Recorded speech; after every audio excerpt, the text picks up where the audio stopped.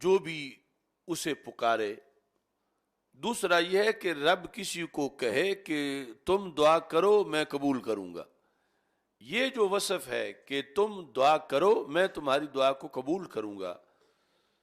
یہ شان کسی امت کو نہیں دی گئی کہ رب انہیں کہے کہ تم دعا مانگو میں تمہاری دعا کو قبول کروں گا۔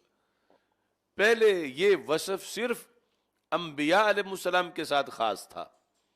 نبیوں کو اللہ کی طرف سے یہ آفر تھی کہ تم دعا کرو میں قبول کروں گا۔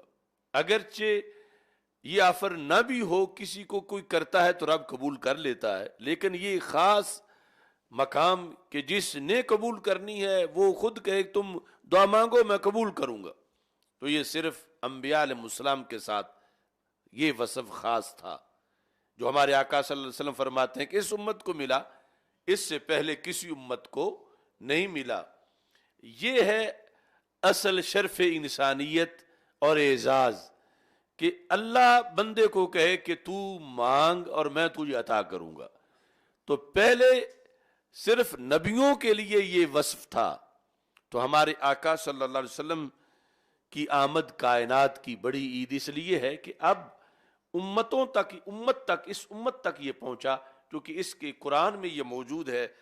قال ربکم ادعونی استجب لکم، کہا تمہارے رب نے۔ اب قال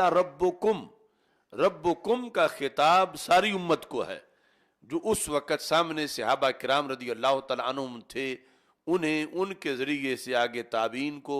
آج بھی قرآن اپنے پڑھنے والوں کو کہہ رہا ہے کہ تمہارے رب نے کہا ادعونی، مجھ سے مانگو، استجب لکم، میں تمہاری دعا قبول کر لوں گا۔ تو یہ وصف پہلے خاص تھا انبیاء علیہ السلام کے ساتھ، انہیں اللہ فرماتا تھا کہ تم مانگو میں تمہیں دوں گا، لیکن رسول اکرم نور مجسم شفیع معظم صلی اللہ علیہ وسلم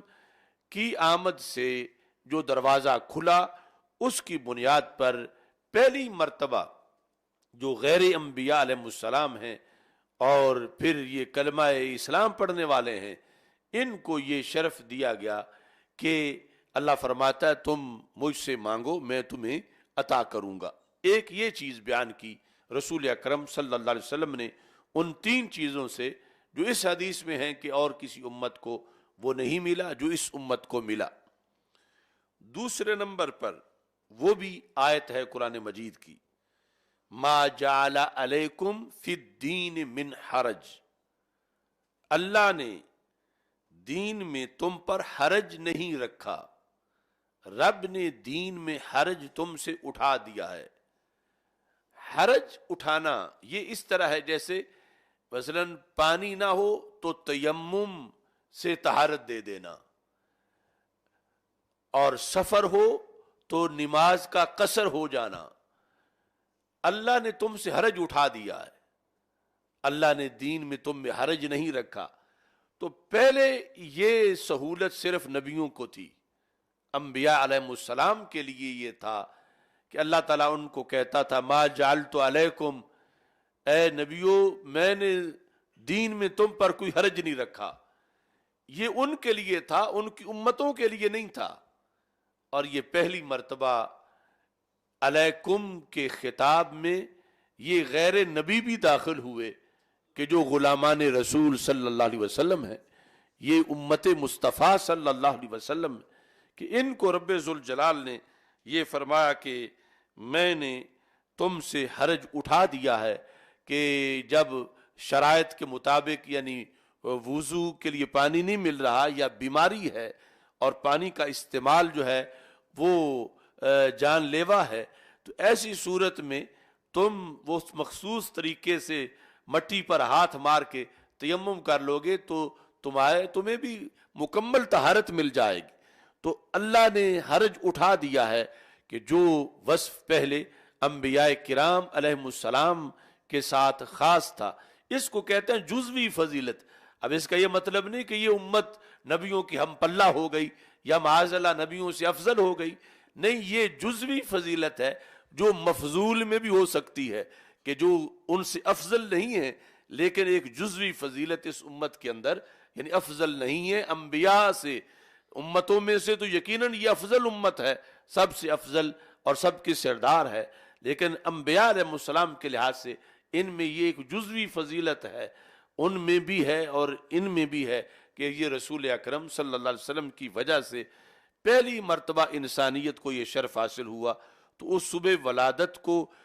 منانا قیامت تک یہ اس کا حق بنتا ہے کہ اس میں انسان کو وہ کچھ ملا جو پہلے کبھی بھی نہیں ملا تھا، اور وہ اعزاز اور وہ اس کے نئے ریکارڈ قائم ہوئے جو پہلے انسان کو کبھی بھی شرف حاصل نہیں ہوا تھا۔ اس لیے ہم اس عید کو عید عظمت انسانیت کہہ رہے ہیں کہ کتنی وجوہ سے انسان کو عروج دیا گیا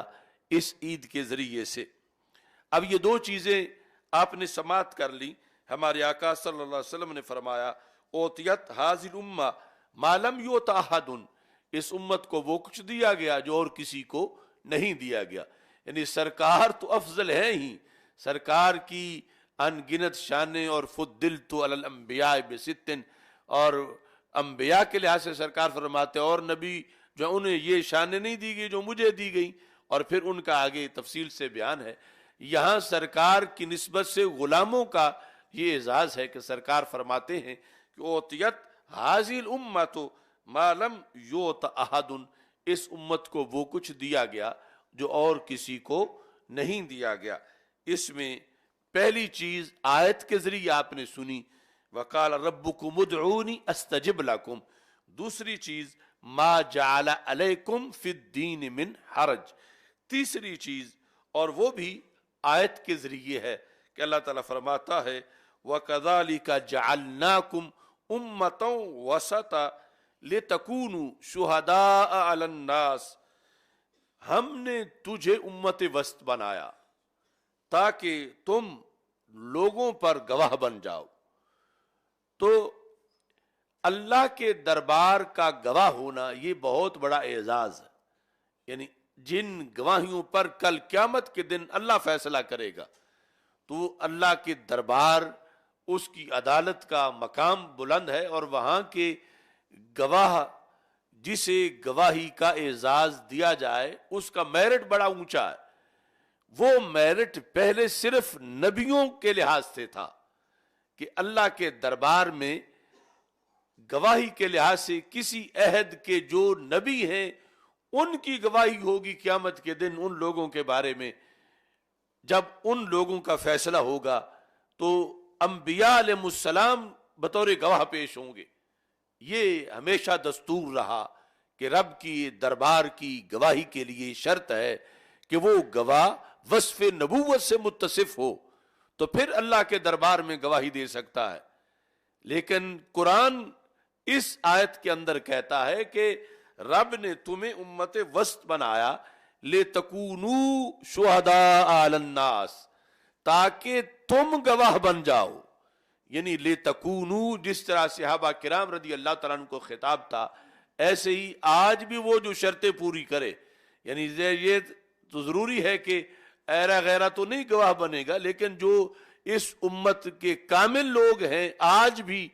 وہ قیامت کے دن پہلی امتوں پر ان کو گواہ بنایا جائے گا، اور جب فیصلے ہوں گے تو ان کی گواہی اللہ کے دربار کے اندر معتبر ہوگی۔ تو رب کے دربار کے گواہ کا سٹیٹس مل جانا اس امت کی افراد کو، سرکار فرماتے ہیں یہ بھی وہ خصوصیت ہے